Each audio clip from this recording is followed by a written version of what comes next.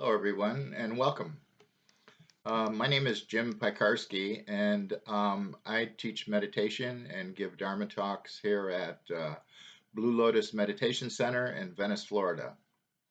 Today, we're going to talk about three basic ways to realize our true nature. Um, so, in the most profound teachings of Buddhism and other spiritual things like Advaita and other profound teachings, um, it is taught that true nature is different from our limited ideas of self. And as a matter of fact, Buddhism says that the self is an illusion. Uh, in Hinduism, they basically say that there is no small self, that there is a big self with an S, a capital S. So Buddhists call this basic true nature our Buddha nature. Christians call it Christ consciousness. Hindu Vedantists call it self with a big S, essence, Godhead, the one, etc. So let's look at some of the direct techniques for realizing this. Understand that even though we're using concepts in this exploration, they are useless unless we take the time to actually inquire into what direct experience they refer to. So the concepts themselves will not take us very far. If we can see what the concepts are pointing to in our direct experience, then we will make much progress. So we have to consistently inquire into what this teaching actually refers to. If you consistently inquire, then after a while, what happens is the illusion fades or bursts because of your intention. Ramana Maharshi, a very influential sage of the 20th century, encouraged people to ask themselves, who am I? Over and over again, to inquire into this idea of self. So it was a call to examining the self and what it actually is. Today, we're basically doing the same. We're doing it a little different way, but we're doing it the same. So a basic spiritual teaching is this: God is one. Also, that God is beyond the mind or man's mental understanding. Since our essence is the same as God, then our true nature is beyond thought, just as God is beyond thought. So God is all that is, so is our true nature. Because when we're in touch with our true nature, there is oneness. There's a oneness that is beyond thought. So the first technique to examine uh, ideas of self and realize our true nature is that we cannot be anything that is just a thought. So I cannot be anything that is even defined by thought. Thought separates out and divides. This is done through the basic process of naming. This chair is different from the wall. Thought is a very good tool for naming things, separating and differentiating things, and helping us tell the difference between things. But it also is a tool that conditions us. It conditions us to see separation. It conditions us. We use it so thoroughly. We use it so much all day long that it conditions us to see life through that lens, through the lens of separation. For most people, they need to have some meditative experience before they can fully understand this. And this is because it really is hard to see what is beyond thought unless you've experienced things directly beyond thought. We all do that all the time, but typically in meditation, you notice it because it can happen for long periods of time. Um, and the other thing is that it's very difficult to see this in general because, one of the things about thought is that thought works so well in the world. It's our most essential tool. It's the tool that we use all day long. And since we use it all day long, it is easily mistaken for reality. So when somebody asks me, Jim, did you go swimming today? I live on the coast of Florida, so some days I go swimming. And I can answer yes, and there's no problem. Here, thought is being used as a tool. Well, it's being used as a tool to refer to myself and communicate. No problem. So it works really well on a relative level, but we mistakenly apply it way beyond its capabilities, like trying to define our identity. However, my true nature is beyond the limitations of thought. Thoughts arise within it. Um, it is always a wholeness. Whatever can be named and then separated from other things cannot be me, because I'm beyond thought and I'm a wholeness. So the tendency to name things and separate them out is so inherent in us. It's hard to even think about what I am without the use of thought. What is this basic awareness that appears before we think about anything? Or you could say this basic awareness in which all these thoughts appear. So I cannot be my body because in naming my body, I separate it out. I separate it out from the wholeness of consciousness. I take the wholeness of my consciousness and I delineate a body that I designate as me. Same with my personality. If I can differentiate it with particular characteristics that are different from other personalities, then I cannot be that. I cannot be that because it's just a thought, it's a concept. Practically, if I want to describe how I tend to express myself in the world, then I can use these personality descriptions and they work. But they cannot be my identity. Just like the body, these descriptions are limited by thought. Am I my personal history? No, because it is another thing that is separated out by thought. Thought limits and separates. Whatever I am is beyond thought. How many billions of pages would I have to write a personal history to even describe my experience? Impossible. So this is a fundamental tool. The fundamental tool is to understand the wholeness that precedes our thinking, that precedes the breaking the world into many little different objects, and then seeing the world through that lens. That lens is so habitual to us, it's very difficult to take our eyes away from that lens. So um, we can examine many things by realizing that we see things through the lens of thought. The second way of examining ourselves is through impermanence. All things are impermanent. The thing is that you are not a thing. You are that which witnesses all things. You are that which is aware of all things. You are that in which all things arise, your consciousness. So the thing is, we have a continuity of experience. This continuity of experience is not a thing. You experience both good times and bad times. However, this essence, this awareness, which is not a thing, is eternal. Look at your body. It's impermanent. The body you have now is very different than the body you had as a child. Uh, and yet, a lot of times we can say, I feel like the same I did 10 years ago. Your experience, you're still experiencing things, and you're experiencing things, and you look in the mirror and you say, hey, how did I get gray hair?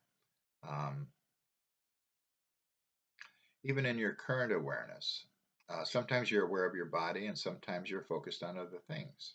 Your body is not continuous in your immediate experience. Sometimes we're aware of our body and sometimes we're not. Sometimes I'm aware of my foot and sometimes my hunger. So our experience of the body comes and goes, and yet the awareness which sees and feels it is always. So I can't be anything that comes and goes. Basically, I'm a continuity of experience. My experience is continuous. Bring up a feeling of self. If you say your name to yourself, a lot of times you will have attendant feelings associated with the name self, with your name. Like if I bring up the name Jim, I'll have attendant feelings that have been conditioned into me about Jim. If I like myself, there'll be positive feelings. If I don't like myself, there'll be negative feelings. And then there's all other kinds of conditioned ideas that are associated with Jim. So when I bring up the sense of Jim, what is the feeling that is associated with it? Now, one thing about this feeling is that I may feel it's myself. But where was that feeling 5 minutes ago when I didn't bring it up? This feeling came and went. And because it came and went, it's not me. I don't blink in and out of existence. My existence is continuous. So notice how this feeling of self is impermanent. It wasn't here a little while ago. It came up when we focused on it. Since we came up when it focused on it, and then it was not to be seen when we weren't focused on it, is not us. It's just a set of conditioned ideas about self. Even though this complex called self came and went, our basic awareness was there before and after experiencing it. So we have this complex called self, which is a set of ideas, a set of sensations, and a set of emotions that are associated with the self. That conceptual construct, this complex, comes and goes. Sometimes we're aware of it, and sometimes we're not. The third way of examining this is probably the most important. It's you are not an object. You are the subject of your experience, just like you are not the chair across the room from you. You can tell you're not the chair because you're separate from it. The chair is an object appearing in your vision. How can you be the chair when you're looking at the chair? You're not the body because the body is an object in your experience. You're the one witnessing your own body. You are not your personality because you are the one who can notice your personality. You can notice your personality and you can notice its characteristics, even though these characteristics may change. So everything in the world comes and goes and changes, but it's also an object. You are not this feeling, thought, sensation complex called self. Because even when you bring this idea of self up, you are the one that's aware of it. It is an object in your own consciousness. It may feel like it's very close, but it's actually an object. You're noticing it. You're aware of it. You're, seeing it basically. So bring up the feeling of self. You might want to say your name to yourself or whatever, and just bring up that feeling. As you bring up that feeling, you can see that, well, one thing is that I had to think about it to bring it up, so it's composed of thought, the first way of looking at it. The second way is that it comes and goes. It wasn't there a little while ago. And the third way is that it's an object in my consciousness. I'm the subject. So you are the pure subject, that which witnesses all the objects that pass through life and go through your mind. You're the awareness in which all these things arise. So we are this awareness that sees objects. So what is this awareness? We have to look back at what is looking. Notice this pure subject. Look at the you that is watching. Look directly. Just don't bring up a thought about it. If we bring up a thought about it, then we're back into the delusional matrix. What is it that witnesses, that is aware of everything? So we have three ways of examining the self. And if you examine the self and inquire into this over and over again, what happens after a while is that the illusion of self gives way. It gives away because it can't stand up to deep inquiry. It is something that is illusory that we take for granted. And because we take for granted and we never examine it, it just persists. And if we really start examining it, we break the illusion of a separate self and we find our true nature, which is awareness itself. So you cannot be something designated by thought because you are the wholeness in which all these names and things appear. These names and things appear only because that we name them and only because we use logic, which is thought. Well, I'm over here and they're over there. That's logic. That's thought. And so these things only appear as separation because we bring thought in it. Thought is the thing that separates things. So we can't be something designated by thought because we are the ones that use thought. We are the ones that are aware of thought. And the second one is you cannot be what comes and goes because you are the awareness that is always there to witness things. A common problem on the spiritual path is that people will have an amazing experience through meditation or something else, chanting or mantra or something like that, and they will go, wow, I had it and now it's gone. You can't be what comes and goes. That was just an experience. One other experience. We have good experiences, we have bad experiences, we have spiritual experiences, we have crappy experiences.